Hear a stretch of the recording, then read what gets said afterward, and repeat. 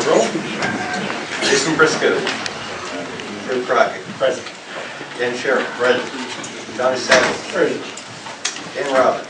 Present. Rick Griffin. Present. Gina Taylor. Present. Wayne Combs. You have a form.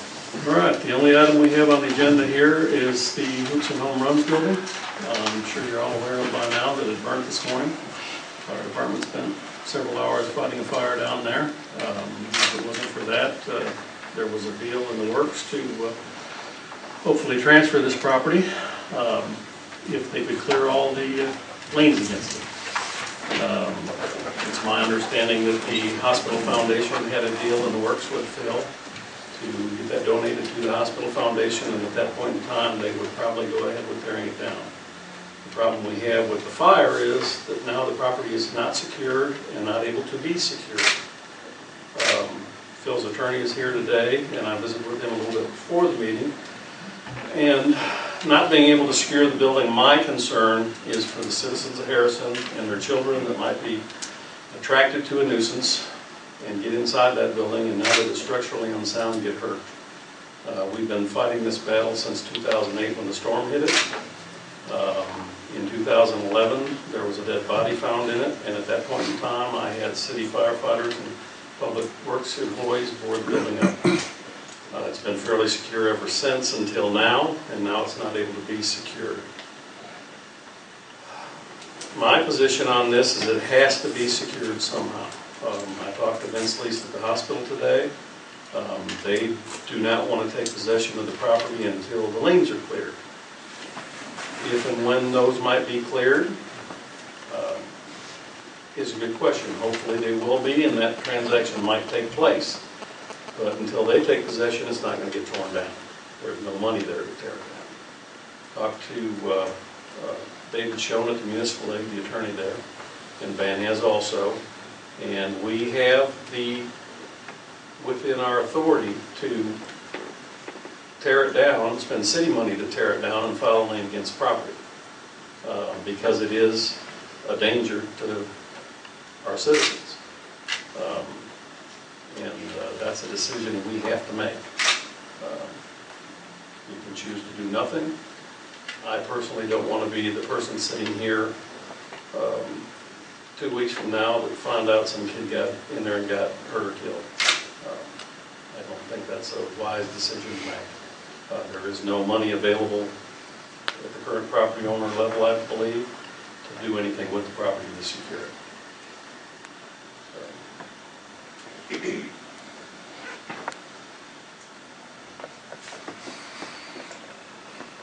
Open to discussion or suggestion, but Van says through a resolution we can move forward and authorize tearing the building down or securing the property in some other fashion if somebody might have a suggestion on how to do that. But also today when I was there this morning, the swimming pool, which we had a discussion several times with the previous owner, and he had it covered with a plywood cover. There are holes in the plywood cover as big as this table and that wide that the kid could fall through at any time. And the sections of plywood that are there, if the kid would happen to walk out on them, they would go right through. So, you know, there's a lot of hazard there. The front building that's next to the pawn shop is also wide open. The windows are out of it, and it's not boardable. Is there an ongoing investigation On the fire? Yes, there is an ongoing investigation on the fire. We're working with the police department, our investigators. But as far as getting in the building, we're done. We can't get in the building. The building's completely unstable. So we've done what we can with the building, so at any point, start on it. Do we know if this was arson or anything about the cause of the fire? We know that first officer on scene, police department's the one that spotted the fire. There were 2 points of origin. We know that. We know there was no electricity, there was no lightning. So a source of ignition would be a question. So that brings us, that's where investigating the fire. It looks like it probably started pointing that way, but until the investigation goes, we won't have to answer. Has there been any samples or anything taken that can be sent to the state to be if there's any accelerants or something that could have accelerated the fire through the building. My understanding is it went through it pretty quick. It went, I think the vinyl siding that was above the ceilings on the decks ignited and acted, whipped it across pretty quick. It was real hot coming up the staircases right away. From what we can tell, Rick, we talked about sending off some people. We talked about bringing in a dog. We had the old chief in here. He does investigate fires this morning. Came in, Mark Lowry. And, we talked about bringing in a dog, and they didn't think that it would pan out for anything to smell accelerants on there. That the fire in the combustible siding was enough to carry the fire that quick. Let me ask one more question on this. I know we had a house fire on the north side of town that was vacant.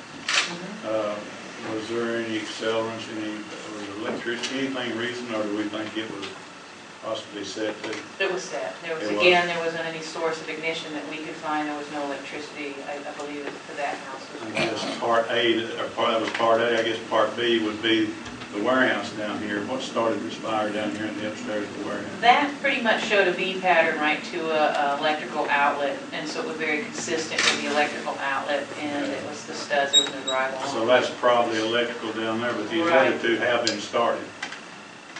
Right. It would seem that we need to do some sort of an investigation to see if there's any comparison to the two, if we have somebody in this area that may like to see fire trucks run. Oh, absolutely. You know, and we have considered the other, both of them were ready for demolition. So again, our investigators are working with Paul's investigators, and they've done some interviews. They got some more interviews to do. I think they got some footage of video to look at, some different stores, and you know, as well as it's a hard thing to try to find. Well, you can't prove arson, almost impossible. Right. There's similarities between them. Sure is. Yes, And sir. we had another one in 3 days or a month. Would that one be similar to the other two? That's the only problem I would have with tearing that building down immediately. I mean, I think it's got to be tore down, like the mayor said. But I think it maybe tearing it down tomorrow or day after tomorrow would be a little early till the investigation was over with. That's the only problem I would have with tearing it down so quickly. Right, and we talked about it with our investigators, and it's so unstable to get in there to, you know, with the stairwells with the two fires, they might get some lumber. There's a lot of piled up stuff right there, but as far as the rest of it, we talked to the investigators, and that's, you know, that was their call on it. I think it's coming down to interviews and some videos they have from this storefronts. That'd be my biggest concern on that, if they decided they needed to go back and look at something or to get some information, and it was tore down, it would be impossible to get. And that's me. I mean, I don't know if anything needs to be sent to the state fire marshal. I just don't know what the procedures are now. I knew what they were years ago, but I don't know. And all, yeah, you're exactly right, and all of that was considered. The investigators did reviewed all of those options this morning, and if they want to, you know, try to get some material out of there for to send the lab, they have tomorrow, I'm sure, to get in there again. It's so unstable. The staircases are concrete, and they're cracked, and they're real unstable. I just would be hesitant to get anybody in there at this point of the building. You know, maybe while they're tearing it down and they've got some heavy equipment in there, they might be able to get in there and remove some walls or something, and then get in there to get some. I don't know if it'd be possible to take the ladder truck to get up there and look things up. I just don't know. I'm not. It would be down below. The fires would start on the first floor. Oh, really? You're They right. went up the stairway Yeah. and then across. Yeah, it's concrete floors in between the floors in that building. That's the only reason I'm sure it's still standing. It's amazing that that much is still there after how much fire. I'd say whoever said they knew what they were doing then. So you think you've exhausted your investigation of the buildings torn down? That would be the end of it. Oh, no, we've got interviews. They're taking all the answers and stuff they got, and they're putting it together. As far as the investigation on getting into the building, it's just unsafe to put anybody in there to try to get some more evidence out of there. Maybe while they're tearing the building down, they might be able to remove some walls around the staircase area where all the rock work is, and try to get some at the bottom and send it, like Rick said, to lab. But no, the investigators got quite a bit of stuff they're looking at, interviews and statements and some footage from some stores that were in the area at the time the fire started. So all of that's still ongoing.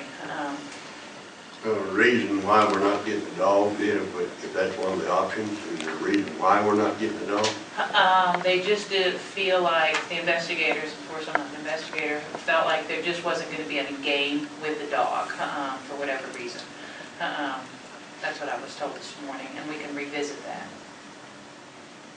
Who is our investigator now? We got Clint Nichols, Robbie Haley, and Sean Hardy, Lieutenant to Captain, Battalion Chief, and I didn't know, that's my own personal. and then the ex-chief Mark Lowry, who's been working, doing his staff, fire investigator this morning as well. And it would, So it's all in-house investigation. absolutely, right at this point. And call the state police in on it, I beg your pardon? state police in on it. No, we have no They've policy. got the excellent investigators in the fire. I know, because I work with them. Okay.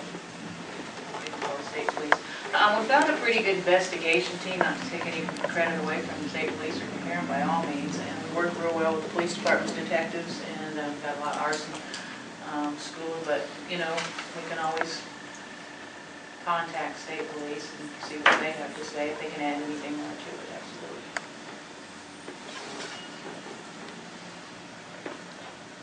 What's this going to cost the city to tear it down? Estimates back when we were first talking about it in 2011 were in the $200,000 range. Naturally, now there's a lot less debris than there was in 2011. So hopefully not that much at this point in time. Wade, do you have an opinion on that? Or?